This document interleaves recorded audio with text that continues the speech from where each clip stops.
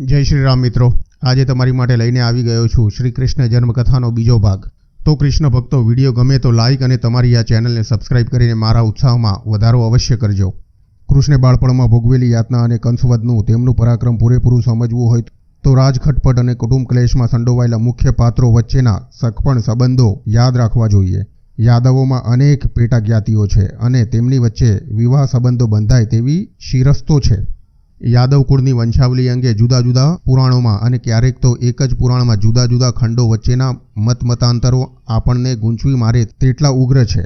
પણ કૃષ્ણ અને કંસ વચ્ચેના સગપણની વિગતો વચ્ચે પુરાણોમાં પૂરેપૂરી નહીં તો પણ લગભગ સરખી છે। ભોજ વંશના આહુકને 2 દીકરા દેવક અને ઉગ્રસેન। દેવકને 4 દીકરા અને 7 દીકરીઓ। તેમાં સૌથી નાનીનું નામ દેવકી। આ 7 બહેનો વૃષ્ણિ કુળના અગ્રણી વસુદેવ જોડે પરણેલી। ઉગ્રસેનને 5 દીકરીઓ અને 9 દીકરા। તેમાં સૌથી મોટો કંસ। બીજા નંબરના દીકરાનું નામ સુનામ। તે કંસનો સેનાપતિ અને મલ સમાજ પ્રસંગે બલરામને હાથે હણાયો। વૃષ્ણિ ગોત્રના દેવમીઢુષનો દીકરો શૂર।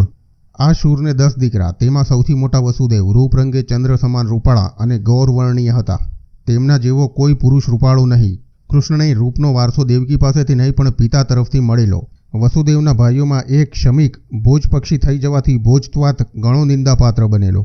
5 બહેનોમાંથી એક પૃથા તેને કુંતી ભોજે દત્તક લીધેલી હોવાથી કુંતી કહેવાય છે અને તે પાંડુને પરણી। મને દત્તક આપી દીધા પછી બધા કુટુંબીજનોએ સંબંધ છોડી દીધો અને મારા લગ્ન વખતે પણ કોઈ હાજર રહ્યું નહીં। હવે તમે ફરીથી ફોઈ ભત્રીજાનો સંબંધ શરૂ કર્યો તેવું કુંતીએ મહાભારતમાં કૃષ્ણને કહ્યું છે। વાસુદેવની બીજી બહેન ચેદીના રાજા દમઘોષને પરણી અને તેનો દીકરો શિશુપાલ। ત્રીજી બહેન કુરુષના રાજા વૃદ્ધશર્માને પરણી અને તેનો દીકરો દંતવક્ત્ર। કૃષ્ણની આ બંને ફોઈઓના દીકરા તેમના નિત્ય વૈરી રહ્યા અને છેવટે તેમને હાથે જ હણાયા। ચોથી બહેન અવંતીના રાજા જયસેનને પરણેલી। કૃષ્ણ વિદ્યાભ્યાસ માટે અવંતીમાં ગયા અને રહ્યા। 5મી બહેનનો ઉલ્લેખ છે પણ તેની કશી વિગતો આપવામાં આવી નથી। વસુદેવ માટે 3 પુરાણોએ આનક દુંદુભી વિશેષણ વારંવાર વાપર્યું છે। તે આપણને સમજાતું નથી। તેમના જન્મ વખતે દેવતાઓએ દુંદુભીન ગારા વગાડેલા તેથી આ ઉપનામ પડ્યું તેવી સમજૂતી આપવામાં આવે છે। તે 2 રીતે ખોટી છે। એક તો આ વ્યુત્પત્તિ કોઈ વ્યાકરણશાસ્ત્રી મંજૂર રાખે નહીં। બીજું, વસુદેવમાં નગારા વગાડવા જેવું કશું છે પણ નહીં। દેવકી લગ્ન પ્રસંગનો તેમનો વર્તાવ બહુ માન ઉપજાવે તેવો નથી અને છેલ્લી યાદવ સભામાં પણ આટલો ફટકાર સાંભળવા છતાં તે ચૂપચાપ બેસી રહે છે। બાળકની અદલાબદલીનું જોખમી કામ સાંગોપાંગો પાર ઉતારીને બાળક કૃષ્ણને મોતના પંજામાંથી ઉગારી લીધા પછી કૃષ્ણ જીવનમાં તેમણે કોઈ જ ભાગ ભજવ્યો નથી। આ વસુદેવ 14 સ્ત્રીઓને પરણેલા। દેવકી સહિતની 7 દેવક પુત્રીઓ, 5 પુરુકુળની કન્યાઓ અને સૂતનું તથા વડવા આ 2 નોકરાણીઓ। બાહલિક પ્રદેશના પુરુકુળની 5 કન્યાઓમાં સૌથી મોટી રોહિણી તે વસુદેવની સૌથી પહેલી અને સૌથી વધારે વહાલી પત્ની કહેવાય છે। યાદવ વંશી ભાણેજો અંગે કંસને જેટલો ડર તેટલો ભય પુરુકુળના ભાણેજો માટે નહીં। તેથી રોહિણી લગભગ ખુલ્લી રીતે ગોકુળમાં રહીને પોતાના બધા સંતાનોને ઉછેરી શકી અને કંસે તેને કદી કશો ત્રાસ આપ્યો નથી। આ રોહિણીને બલરામ ઉપરાંત શઠ, શારણ, દુર્મદ જેવા છોકરા થયા। દેવકીને 8 દીકરા થયા। તેમાં સૌથી નાના તે કૃષ્ણ। દેવકીના 7 દીકરા કંસે મારી નાખ્યાના ઉલ્લેખ 3 પુરાણોમાં છે પણ કેટલીક હકીકતો તેનાથી ઉલટી પણ આપવામાં આવી છે। ભાગવતે એવું કહ્યું છે કે કંસે છોકરાઓને પાછા આપી દીધેલા। તમે આ છોકરાઓને લઈ જાઓ કારણ કે 8મું સંતાન મારું મરણ નિપજાવશે। હરિવંશે દેવકીને કમનસીબ સ્ત્રી કહી છે કારણ કે તેના સ્તન કોઈ બાળકના કુમળા હાથે ચોળાયા નથી। પણ ભાગવત કથા એવી છે કે કૃષ્ણે આ તમામ બાળકોને જીવતા કરી આપ્યા અને દેવકીએ તેમને ધવડાવ્યા। વળી આ 7 છોકરાઓના નામ પણ ભાગવતે આપ્યા છે। જન્મતાની સાથે જ હણાયા હોય તો તેમના નામ હોય જ ક્યાંથી? તેથી કદાચ કંસે મારવા ધાર્યા હશે અને મારી નાખવાની વાતો પણ કરી હશે પણ ખરેખર માર્યા નહીં હોય તેવું લાગે છે। આ 7 છોકરા અંગે બીજું કશું કહેવાયું નથી તેથી કદાચ નાનપણમાં જ કંસ દ્વારા અથવા આપમેળે મરી ગયા હશે। રોહિણીથી વાસુદેવને 9 દીકરા અને 2 દીકરીઓ થયા। તેમાં એક ચિત્રા નાનપણમાં ગુજરી ગઈ। બીજી દીકરી તો સુભદ્રા। મહાભારતમાં સુભદ્રા સારણની સહોદરા કહેવાય છે તેથી કદાચ આ બંને જોડકા જન્મ્યા હશે। સહોદરા તો બધા ભાઈઓની કહેવાય પણ કૃષ્ણે એકલા સારણનું જ નામ લીધું છે। કૃષ્ણ બલરામની જોડાજોડ પૂજા પામનાર એકમાત્ર યાદવ સ્ત્રી તે સુભદ્રા છે। સુભદ્રા બલરામની સગી બહેન, કૃષ્ણની ઓરમાન બહેન। બલરામ કૃષ્ણની જોડી સગા ભાઈઓ કરતાં વધે પણ છે બંને ઓરમાન।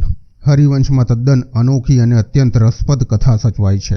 વિષ્ણુના અવતાર માટે યોગ્ય કુળ અને વ્યક્તિની પસંદગી કરવાનું કામ બ્રહ્માને સોંપાયું ત્યારે તેમણે કહ્યું, વસુદેવ નામનો વિખ્યાત ભરવાડ ગોપાલક મથુરા નજીક આવેલા ગોવર્ધન પર્વતની તળેટીમાં ગાયોમાં ગૂંથાયેલો રહે છે. કંસને કરવેરા ચૂકવનાર આ બુદ્ધિમાન વસુદેવને દેવકી અને રોહિણી એમ 2 સ્ત્રીઓ છે. આ વસુદેવને ઘેર જન્મીને તમે વિષ્ણુ ગોવાળિયા તરીકે મોટા થાવ. વિષ્ણુએ આ ગોઠવણ સ્વીકારી લીધી. હું મોટો થતા સુધી ગોવાળ તરીકે કામ કરીશ અને કંસની ગાયો ચરાવીશ. ઉગ્રસેન ફરી ગાદીએ બેઠા પછી અમે બંને ભાઈઓએ મથુરામાં ગાય દૂધનો વેપાર શરૂ કર્યો. તેવું કૃષ્ણે પોતાની જાતે પરશુરામ પંથી સાધુને કહ્યું છે. દૂધ અને ગાયોનો વેપાર આજ સુધી યાદવોનો પરંપરાગત વ્યવસાય લેખાયો છે. વળી વ્રજવાસી નંદ ગોવાળ જેવી જ્ઞાતિના હોવા છતાં વસુદેવના પરમ મિત્ર છે અને બંને વચ્ચે સગા ભાઈ જેવો દોસ્તીનો ઉમળકો પણ ભાગવતમાં ઠેર ઠેર દર્શાવવામાં આવ્યો છે.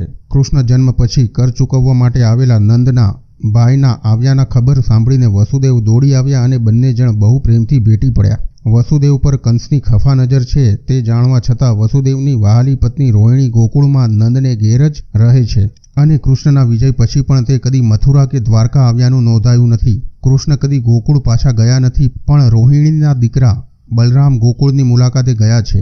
કંસથી ત્રાસેલા અનેક યાદવો પણ ગોકુળમાં આજુબાજુ છુપાઈને રહે છે. નંદ જે અસંખ્ય ગાયોની સારસંભાળ રાખે છે તે તેની પોતાની નથી, પણ કંસની માલિકીની હોવાથી નંદ દર વર્ષે તેની ઉપજનો કર કંસને ચૂકવી આપે છે. બીજા કોઈ ગોવાળો આવો કર ચૂકવતા નથી. ભાસના બાલચરિતમાં વસુદેવે કંસની આજ્ઞાથી પોતાને ફટકા માર્યા તે યાદ કર્યા પછી નંદ કહે છે, આમ છતાં તેણે મારા ગુણ જાણ્યા છે. આ પ્રાચીન નાટકમાં નંદ હંમેશા વસુદેવને માલિક કહે છે અને પોતાને કંસનો ચાકર ગણાવે છે. મલ્લ સમાજનું આયોજન કરી રહેલા કંસે અક્રૂર મારફતે નંદને મોકલાવેલ સંદેશ આ સંદર્ભમાં જ સમજી શકાય તેવો છે. બધા ગોવાળોને લઈને વરસનો કર એકઠો કરીને જલ્દી આવવો. રાજા ધનુર્યજ્ઞ કરે છે. ત્યાં મહેમાનો માટે ઘી, દૂધ, માખણ લઈને તમામ રબારીઓ હાજર થાય. કંસે આવો હુકુમ તમામ ગોવાળોને નહીં પણ કેવળ નંદને જ આપ્યો છે, કારણ કે આ ગાયોની માલિકી તેની છે. વળી મરણ પથારીએ તરફડતા દુર્યોધને કૃષ્ણ પ્રત્યેનો પોતાનો તિરસ્કાર દર્શાવવા માટે તેને કંસના ચાકરનો પુત્ર કંસ દાસસ્ય દાયાદ કહ્યો છે. આ બધી વેરવિખેર પડેલી અને પહેલી નજરે અસંબદ્ધ દેખાતી હકીકતોનો મેળ બેસાડી શકાય તેવો છે. રાજકારણ અને ગોપાલનમાં સરખો જ રસ ધરાવનારા યદુકુળના એક આગેવાન અને કંસ રાજાના પિતરાઈ જમાઈ વસુદેવ ઉગ્રસેનના મંત્રી પદેથી હડસેલાઈ ગયા બાદ કંસની ગોશાળાના સંનિયંત્રા હોવાથી ગાયોમાં રત છે.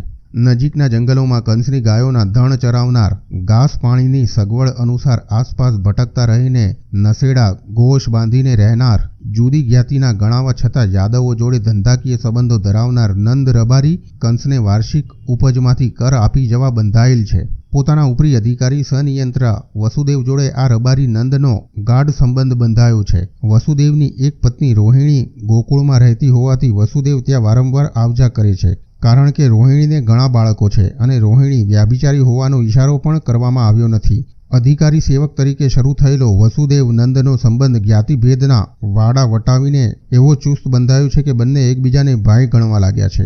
વસુદેવ નંદના ઘરથી એટલા પરિચિત છે કે સુવાવડી યશોદા સૂતી છે તે ઓરડા સુધી બે રોકટોક જઈ શકે છે અને બાળકોની અદલાબદલી કરી શકે છે. આ અર્થઘટન સ્વીકારી લેવામાં આવે તો વસુદેવે પોતાના હાથ નીચે નોકરી કરતા અને નીચી જ્ઞાતિના હોવાથી શંકા મુક્ત અને નંદ ગોવાળને ત્યાં પોતાના બાળ પુત્રને છુપાવી દીધો અને નંદે જાણી બુજીને અથવા અજાણપણે તેને ઉછેર્યો. આમ જોઈએ તો કંસનો કાળ તેના પોતાના સેવક ઘરમાં ઉછર્યો અને તેની જ ગાયનું દૂધ પીને પુષ્ટ થયો. મહાભારતે કહ્યું છે તેમ જંગલમાં તણખો ઉછરીને મોટો થાય તેમ કૃષ્ણ ઉછર્યા. કુટુંબીજનો અને જ્ઞાતિજનો પોતાની રાજસત્તા અને પોતાનું જીવતર છીનવી લેવા તડપી રહ્યા છે અને તે માટે સતત કાવતરાખોરી ચાલી રહી છે તેવી પોતાની કાયમી શંકાને મજબૂત બનાવનાર અને સાચી ઠરાવનાર સમાચાર કંસને મળ્યા ત્યારથી કૃષ્ણ કથાનો આરંભ થયો સમજવો જોઈએ. આ સમાચાર કંસને કેવી રીતે મળ્યા અને કોણે આપ્યા તે બાબતની એકબીજાથી જુદી અને પરસ્પર મેળ બેસાડી ન શકાય તેવી બે પરંપરાઓ એક હરિવંશમાં અને બીજી વિષ્ણુ પુરાણ ભાગવતમાં રજૂ થઈ છે. હરિવંશની પરંપરા સીધી સાદી ચમત્કાર વિહોણી છે. ઇન્દ્રના મિત્ર નારદે મથુરાના ઉપવનમાં ઉતારો કરીને કંસને તાબડતોડ મળી જવા સંદેશ મોકલ્યો અને કંસ ઉતાવળે આવ્યો પણ ખરો. નારદે ખાનગી બાતમી આપતા કહ્યું, મને તમારા પર હેત છે, તેથી આ વાત તમને જણાવવા માટે ખાસ આવ્યો છું. તમારી અને તમારા નાના ભાઈની હત્યાનું કાવતરું દેવસભામાં ગળાઈ રહ્યું હતું તે હું સાંભળી ગયો છું. તમારી નાની બહેન દેવકીનો 8મો ગર્ભ તમારી માટે કાળરૂપ નીવડશે. ભાગવત અને વિષ્ણુ પુરાણ અનુસાર કંસ બધા યાદવોને હંમેશા દેવો કહેતો હતો. તે અહીં લાગુ પાડીએ તો યાદવ સભામાં થઈ રહેલ મંત્રણાનો આ ઉલ્લેખ છે. આ જોખમ નિવારવા માટે દેવકીનો ગર્ભ પાડી નાખવાની સલાહ પણ નારદે જ આપેલી છે. હરિવંશમાં નારદ વારંવાર કંસના ખબરિયા તરીકે અને કંસ હત્યા પછી કૃષ્ણના દુશ્મન જેવો ભાગ ભજવે છે.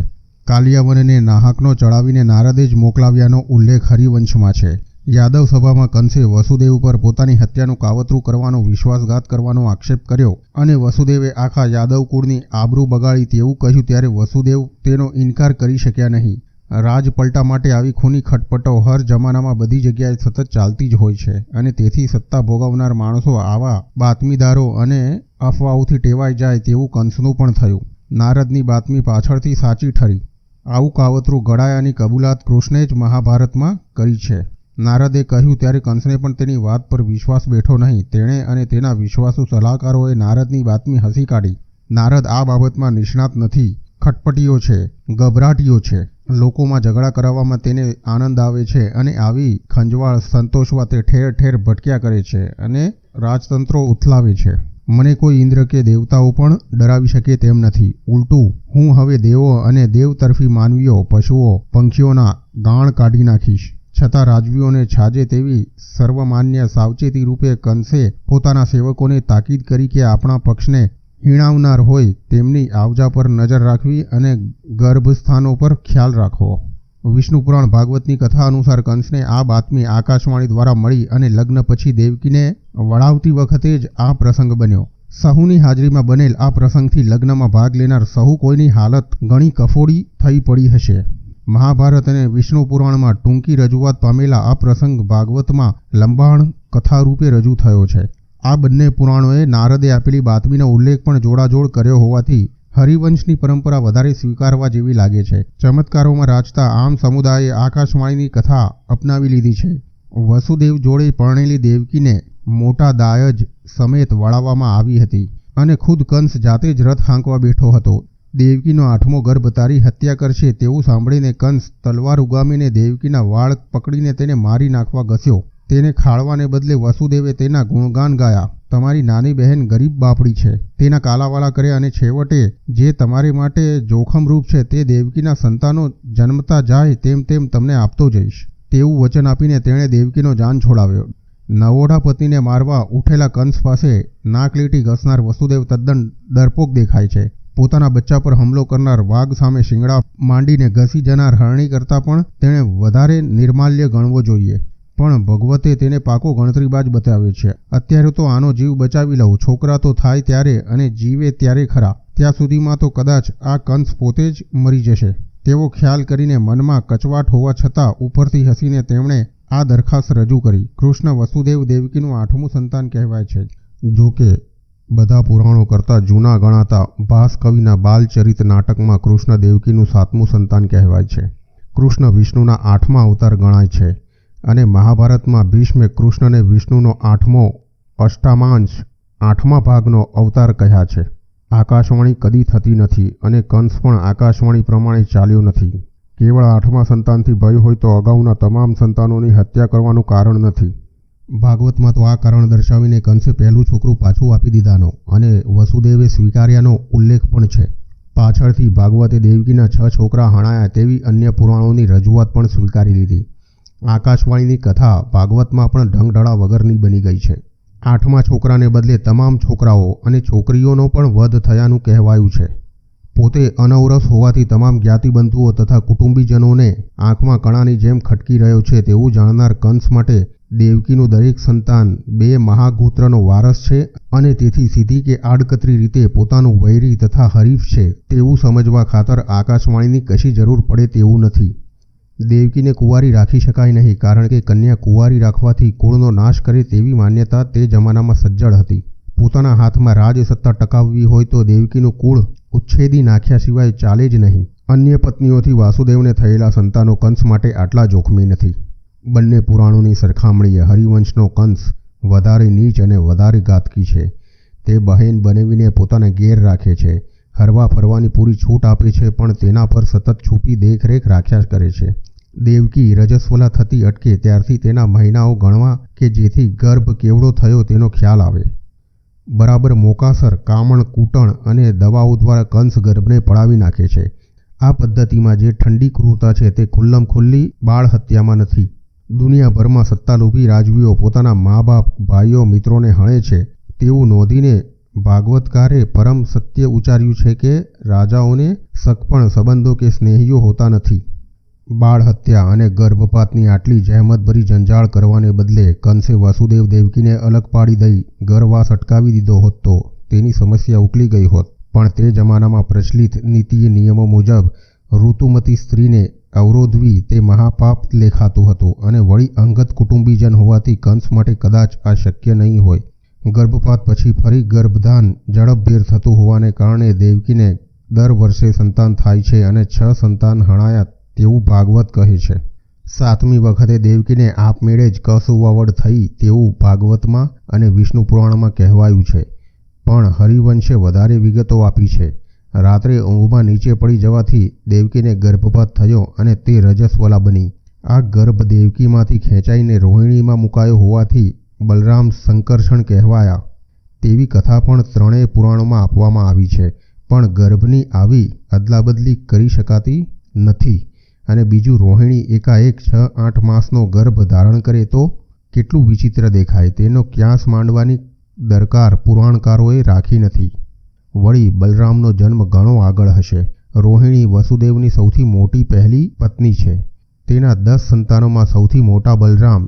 દેવકીને 8 વખત ગર્ભ રહ્યો, તેમાં છેલ્લે તે કૃષ્ણ. દેવકી તો ઘણી મોડી પરણેલી છતાં બંનેની પ્રસૂતિ સાથે શરૂ થઈ હોવાનું ગણીએ તો પણ આ બંને ઓરમાન ભાઈઓ વચ્ચે ઓછામાં ઓછા 8-10 વર્ષનો ગાળો હોવો જોઈએ. સંકર્ષણ નામ સમજાવવા માટે ગર્ભ ફેરવણીની વાત પાછળથી જોડી હોય તેવું લાગે છે.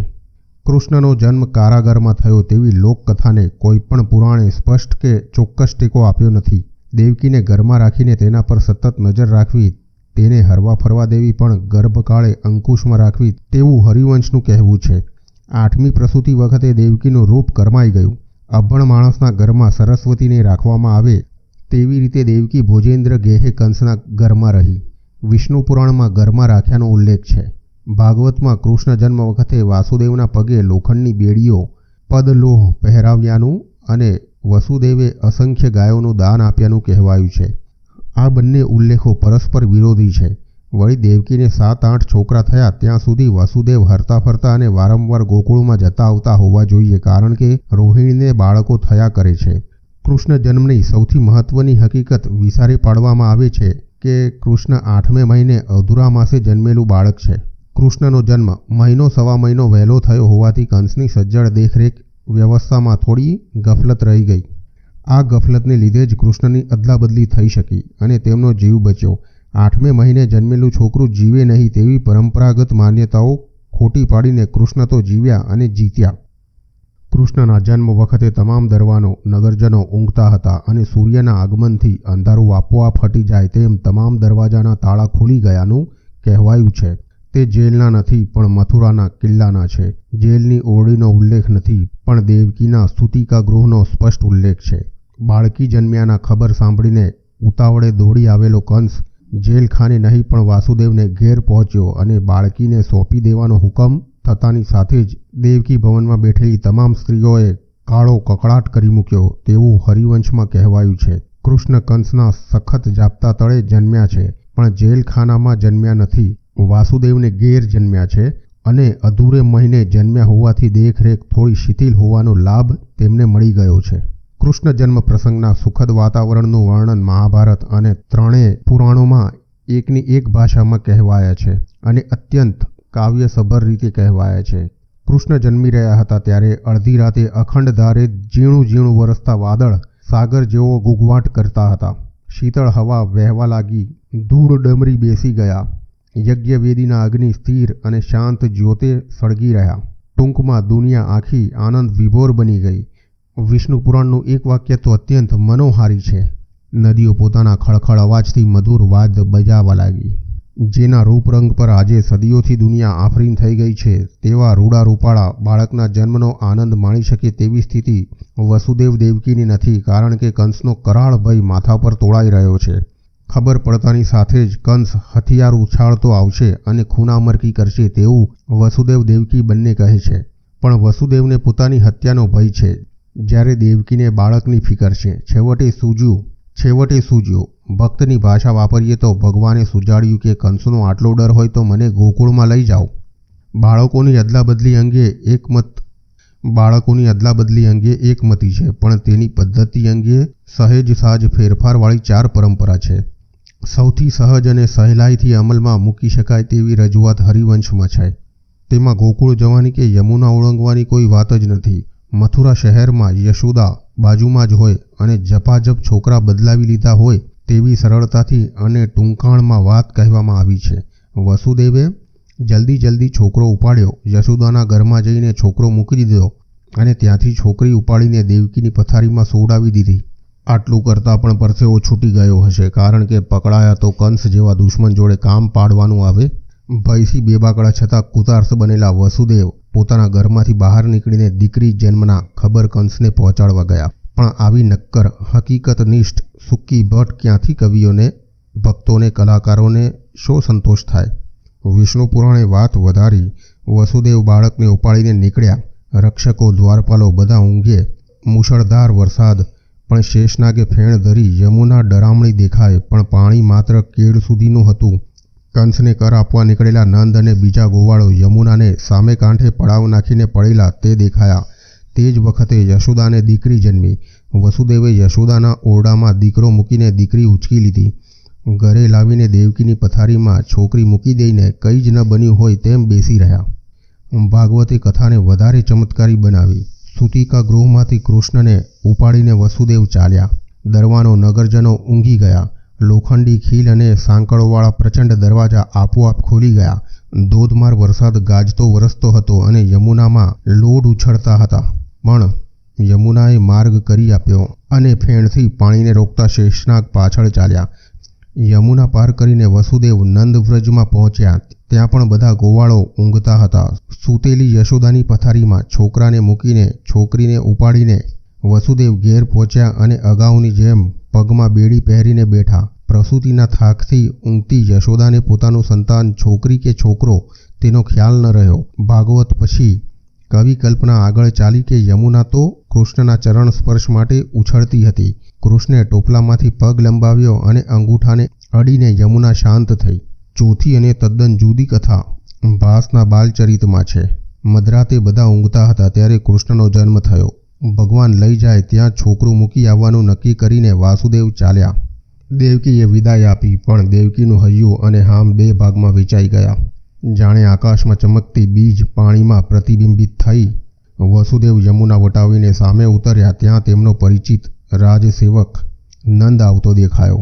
તેને ઘર મોયેલા જેવી છોકરી જન્મી હતી, તેને દાટવા જતો હતો. બાળકોની અદલાબદલી કરી બંને પોતપોતાને ઘેર પાછા ફર્યા. મોયેલી દેખાતી છોકરી થોડી વારે સળવળી અને કંસને ખબર પહોંચાડવામાં આવી. આ ચારેય પરંપરાઓ થોડી ઘણી ભિન્ન છે, પણ એકબીજાની વિરોધી નથી. યાદવોના 3 મહત્વના ગોત્રો જોડે સગપણ સંબંધે જોડાયેલા પોતાના કાકાના જમાઈ શૂર ગોત્રના આગેવાન અને પોતે પદભ્રષ્ટ કરેલા પિતા ઉગ્રસેનના વિશ્વાસપાત્ર સલાહકાર વસુદેવ પોતાને ઉથલાવી પાડવાની તમામ ખટપટોમાં કેન્દ્ર સ્થાને છે તેવી આશંકા ધરાવતો કંસ વસુદેવનો અને ભોજવંશના ભાણેજ દેવકી સંતાનોનો નાશ કરવા તલ્પે છે. દેવકી વસુદેવ વંશ ઉચ્છેદી નાખવામાં આવે તો પોતાની હરીફાઈ કરનાર વંશ ઊભો નહીં થાય તેવી કંસની ગણતરી છે. તેથી તેણે દેવકીના તમામ સંતાનોને ઠેકાણે પાડીને નિરાંતનો શ્વાસ લીધો. આ સખત તકેદારી અને ચોકીદારીના સાણસામાંથી એક જ દેવકી પુત્ર છટકી શક્યો, તે કૃષ્ણ. પોતાનો ખ્યાલ ખોટો છે. વસુદેવ દેવકીનો એક છોકરો જીવે છે અને વસુદેવે તેને કોઈ ઠેકાણે છુપાવી રાખ્યો છે. તે સમાચાર તેને ઘણા પાછળથી ખટવાંગ વનની મુલાકાત વખતે નારદ પાસેથી મળ્યા. આ બાળશત્રુને શોધી કાઢીને ખતમ કરી નાખવા માટે કંસે ઘણા ધમપછાડા કર્યા, પણ કૃષ્ણના પૂરા પાકા સગડ તેને છેક છેલ્લે સુધી સાંભળ્યા જ નહીં. દીકરાનો જીવ બચાવવા માટે વસુદેવે તેને રબારી ભરવાડ જેવી સાવ જુદી જાતિમાં મૂકી દીધો હશે તેનો તો અણસાર પણ તેને ક્યાંથી આવે? કારણ કે તે જમાનામાં ચુસ્ત જ્ઞાતિવાદી સમાજમાં ઊંચ નીચના ખ્યાલો અતિશય પ્રખર હતા અને આવું ક્રાંતિકારી મરણિયું પગલું કોઈ ભરે તે તદ્દન અસંભવ હતું.